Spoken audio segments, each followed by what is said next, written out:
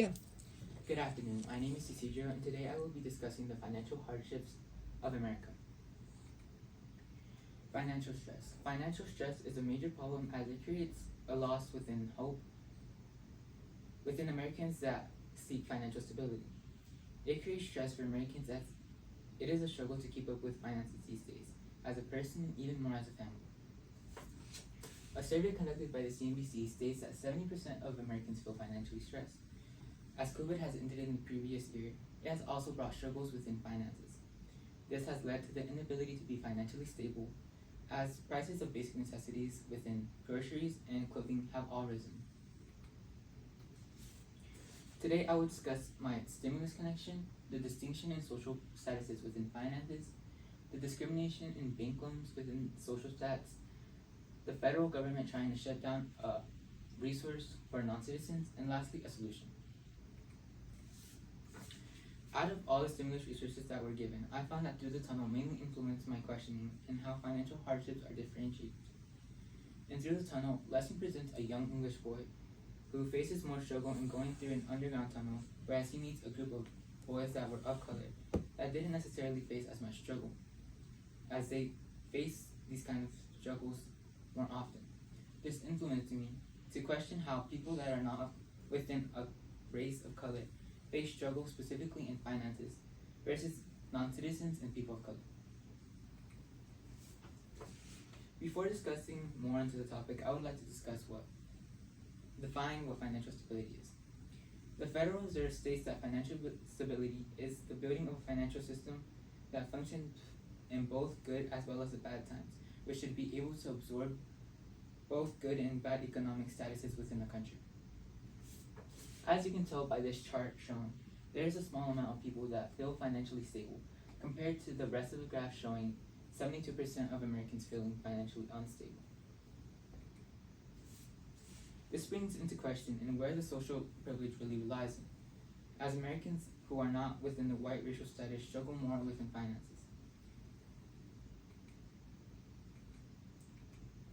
As you can see by this bar graph, it is seen that the wealth within the racial statuses differentiate as the median of income is relatively low within the Black and Hispanic race, as compared to the median of income being higher within the white racial status. This is created by the unadvantages with people of color. Majority of the people in financial struggle usually apply for loans and mortgages, but what happens when you are denied or rejected? Stated by the Washington Post, they state how they saw denials in mortgages and loan applications higher within people of color, with an average of 14% versus an average of 8% within the white race only getting rejected. This creates an unfair advantage as loans and mortgages create a sense of relief within an American in need of financial assistance. We can see that even during the Great Depression, that was seen as the worst economic state that America was ever in, how America gave less opportunities to the people of color, as there was a significant contrast of unemployment rates. It contrasted from 50% of people of color versus 25% with people that were not of color, as it was created because of people within Americans facing more racial discrimination. This can be classified as white privilege, as people that were not of color have more advantages within the American society that people that are not of the white racial status can't access. Therefore, it allows for better financial opportunities within people that are not of color, as doors are closed for those of color. Next, I will discuss the role of citizenship. This graph presents how the naturalization for non-citizens has tremendously increased from $60 over quadrupling in price of $300 in 2005, and didn't stop there, as in the present it is close to almost $800 more. This creates a major disadvantage to non-citizens, as most non-citizens have costly finances and don't have that amount of money for those processing fees. This creates stress within non-citizens, as they feel that they won't be hired for high-paying jobs. Citizenship plays a crucial role as it determines the decision in whether a bank loan or job application is rejected or accepted. We can see the effect in bank loans as non-citizens usually have to apply for personal loans, which are already hard to obtain within any American. Yet it is an even more challenging procedure as the tenders tend to be very strict. They often deny more citizens because of stereotypes and biases. In job applications, a citizenship is crucial as non-citizens must apply with work-based visas which have limited job as organizations tend to choose citizens or permanent residents as work visas have a processing fee that amount to more than $1,000.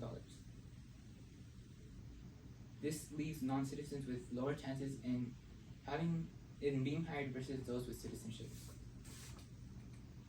Lastly, I will discuss the government system trying to shut down helpful resources. In 2017, Trump, the current president of the United States at the time, rescinded the DACA program as he felt the previous president, from which was Barack Obama, overstepped in the power he had when he created the program. However, Daniela Luna talks about the effects over 650,000 DACA recipients and future undocumented immigrants from the help with getting jobs to them that were actually legal. Although people of low income, mainly colored people, have access to benefits such as EBT and Medicaid, they only nearly covered those expenses. I found two solutions for this problem. One of my solutions is to create more social awareness with the power of social media that would allow for a change within financial systems to be fair and equal. Within social media, people can create platforms with any type of story, and people could create stories on unfair advantages within the financial system. My second solution is to raise taxes, as it would allow for money to go into stimulus checks from governments to people in need, as well as putting more money in EBT cards or more cover within Medicaid cards. Here are my credits, and thank you for listening.